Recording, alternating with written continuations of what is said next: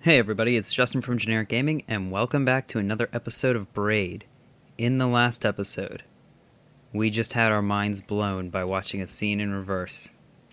And in this episode, we will be going on to the epilogue of Braid. Again, this is where the story gets really crazy.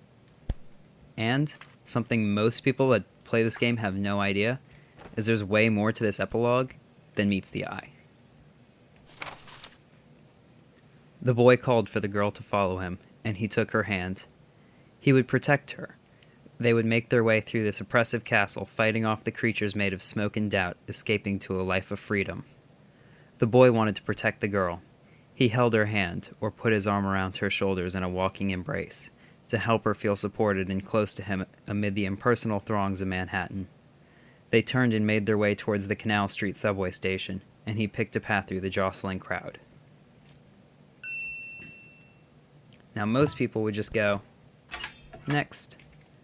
But actually, did you hear how I walked by? There was a little bit of singing. Well, these red books, when you have them open and you hide yourself, there's more to the story. We're not done with the puzzles yet. His arm weighed upon her shoulders, felt constrictive around her neck. "You're burdening me with your ridiculous needs," she said. Or, she said, "You're going the wrong way and you're pulling me with you." In another time, another place, she said, "Stop yanking on my arm. You're hurting me."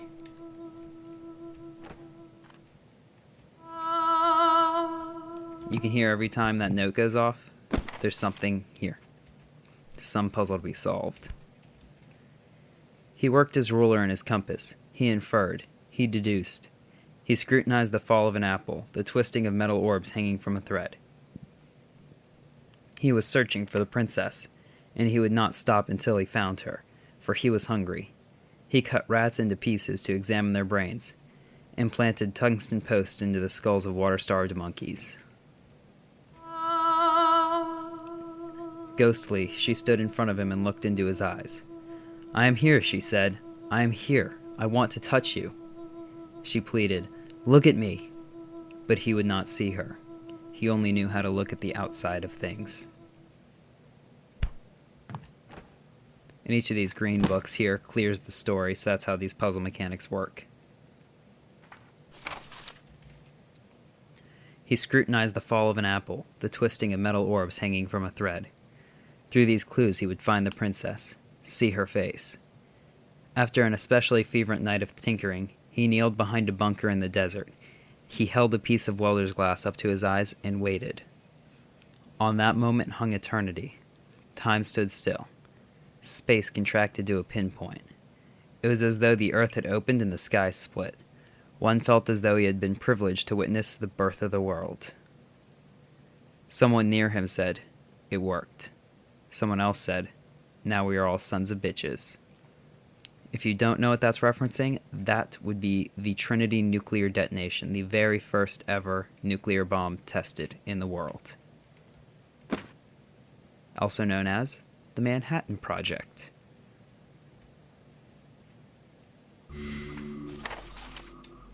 Oops. To solve this puzzle here, stand on this and wait. Listen for the page turn, and then come back. Stand behind the statue. She stood tall and majestic. She radiated fury. She shouted, "Who has disturbed me?" But then, anger expelled, she felt the sadness beneath. She let her breath fall softly, like a sigh, like ashes floating gently on the wind. She couldn't understand why he chose to flirt so closely with the death of the world.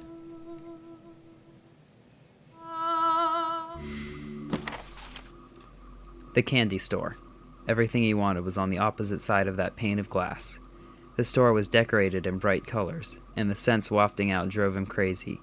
He tried to rush for the door, or just get closer to the glass, but he couldn't. She held him back with great strength. Why would she hold him back? How might he break free of her grasp? He considered violence.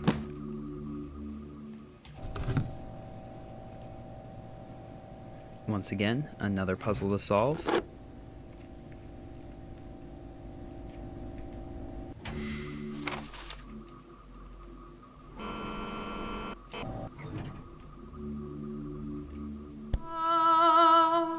They had been here before on their daily walks.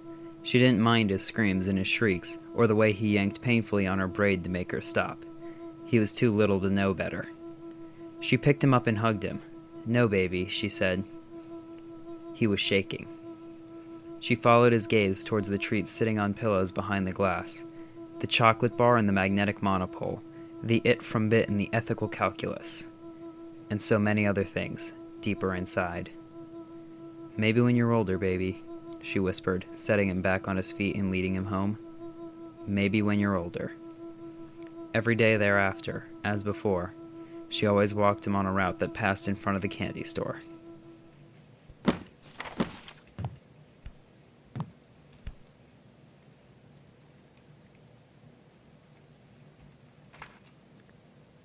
He cannot say he has understood all of this.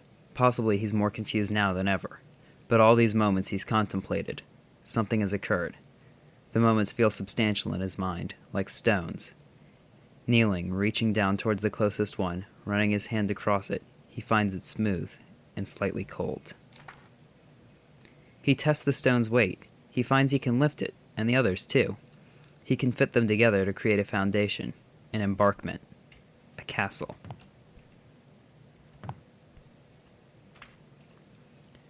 To build a castle of appropriate size, he will need a great many stones, but what he's got now feels like an acceptable start. This is Braid's castle. The idea behind all of this castle right here, is to make your own story. Your experiences drive your own story. That's why this castle is made out of all the levels you've gone through. This cloud here is the most confusing part of this game because it has no use whatsoever. The guy who made this game, Jonathan Blow himself, has said that this is this is confusing, but it has no gameplay purpose. It's here because he wanted someplace on his castle that stood apart. Something that used to be an inconvenience or an obstacle to overcome, that was now part of your castle. A platform where you could look down on your accomplishments from. That just shows how deep this guy got with his game. And remember, this came out in a time where indie games sold 5,000 to 10,000 copies max, and that was considered successful. This game has sold millions. And that is Braid. However, we're not done yet. There is still a little bit more to this game. You might notice this constellation right here. When we started the game, there was no stars. There's now one. Now that's not because I beat the game, but that's because I did get one of these stars earlier, because you have to. If you beat the game without getting this star, you'll never be able to get it again. I'll be showing what that star is, and the other 7 secret stars, in the following videos. See you guys then.